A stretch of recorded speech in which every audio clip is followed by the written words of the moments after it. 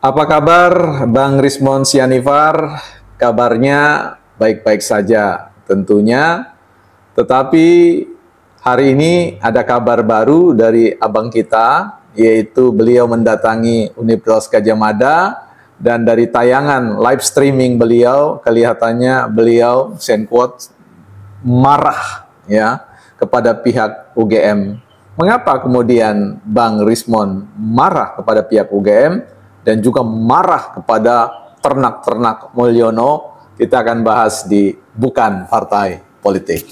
Selamat datang teman-teman di channel Bukan Partai Politik, sebuah ruang publik, sekolahnya publik, ya, tempat kita bersama-sama belajar untuk meninggikan kemampuan kita di dalam berargumentasi, bukan meninggikan suara apalagi emosi dengan caci maki di era demokrasi. Ya teman-teman, sebelum kita bahas terkait dengan Bang Rismon marah, ya, mengapa Bang Rismon marah kepada pihak UGM dan mendatangi pihak UGM, marah-marah di sana, kembali kepada pertanyaan mengapa Bang Rismon marah, ya. Kita lihat dulu tayangannya, ya. Ini kita lihat di channel Langkah Update, ya teman-teman. Silakan, kita akan akses di sini. Baik, saya akan putarkan teman-teman. Sorry, iya. Pasti termul itu bahagia lah itu. Termul, dasar lah kau, penjilat kudis kau. Kalau di sini banyak termul. Ini banyak yang tertarik. Tapi lebih banyak yang mendukung kok. Ya, jadi satu bagian ini menunjukkan bagaimana bagian atau rangkaian ekspresi dari seorang doktor lulusan Jepang, ya, sebuah universitas ternama di Jepang, yaitu Universitas Yamaguchi, ya. Dokter lulusan Jepang ini tentu kualitasnya nggak main-main ya teman-teman, ya. Sobat Bukan Partai Politik, tapi kita mau sedikit bahas, ya. Pilihan diksi yang dilakukan oleh Bang Rismon menurut saya ada soal di situ, ya. Seorang dokter tentu tidak akan pernah memberikan label atau cap kepada siapapun yang tidak sependapat, sepaham dengan mereka, dengan yang namanya ternak Mulyono kudisan, ya. Saya kira ini bukan bahasa khas seorang dokter yang terpelajar, ya. Bisa saja terpelajar, tetapi ada satu prinsip yang sederhana, ya, yaitu sikap, karakter. Ketika pengetahuan itu, ya, tidak diimbangi dengan karakter, ya, sikap yang menurut saya baik, tentu kualitas seorang berwawasan intelek itu menurut saya perlu dikesampingkan, ya. Hal yang berharga itu soal karakter. Tapi oke lah, biarlah itu menjadi urusan penilaian publik. Tapi saya ingin lanjutkan kepada urusan mengapa Bang Rismon marah-marah. Kita lihat di skip di sekitar 11 menit ke 11 dari 1 jam, ya. Coba. Ini ada konfrontasi dengan orang pihak UGM. Skripsi tahun 85 itu, didamping oleh Humas. Dan setelah itu bertemu dengan pejabat Fakultas Kehutanan UGM. Nah, jawabannya sekarang tidak ada surat. Kok bisa dilayani? Kami kenapa harus ada surat? Begini Pak, pertama kami coba melakukan konfirmasi internal terlebih dahulu. Iya kan tadi Ibu bilang. Ke perpustakaan Fakultas Kehutanan. Ayo kita konfirmasi. Iya, Ayo sekarang. Komunikasi konfirmasinya secara internal. Ditelepon dulu, Mbak. Oke, kami coba konfirmasi. Iya, saya tunggu. Yang kedua tadi suratnya tidak ada yang masuk dan kami Iya udah confirm, tidak ada surat senam bela itu, nggak ada. Makanya saya bilang, kenapa senam bela bisa tanpa surat, saya nggak bisa.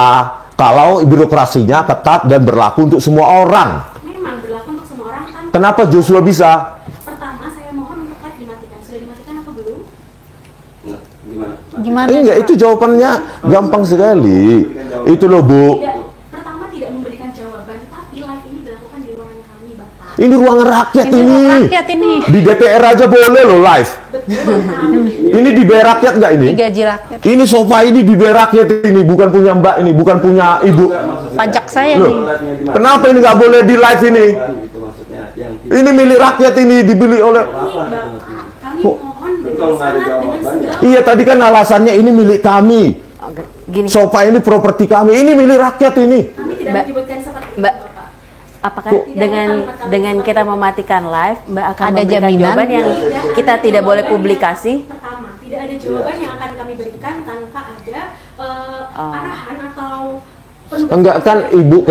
Ya, itu tadi beberapa hal yang tersampaikan. Ya, ada pasal tentang perdebatan atau ketegangan Bang Rismon dan teman-teman yang setim dengan beliau terhadap pihak Universitas Gadjah Mada.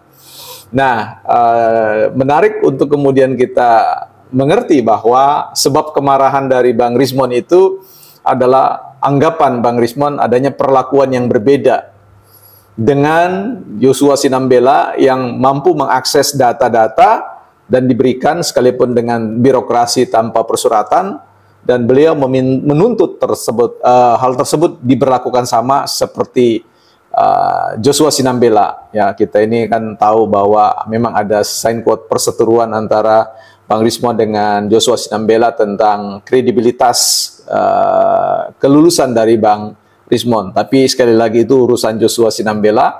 Urusan kita terlebih sebagai seorang alma mater atau lulusan dari Gadjah Mada, menurut saya apa yang dilakukan oleh Bang Rismon itu pantas untuk direspon secara ya sengkot, ya ada pembelaan, ada defense oleh pihak UGM karena ini menyangkut etika bertamu.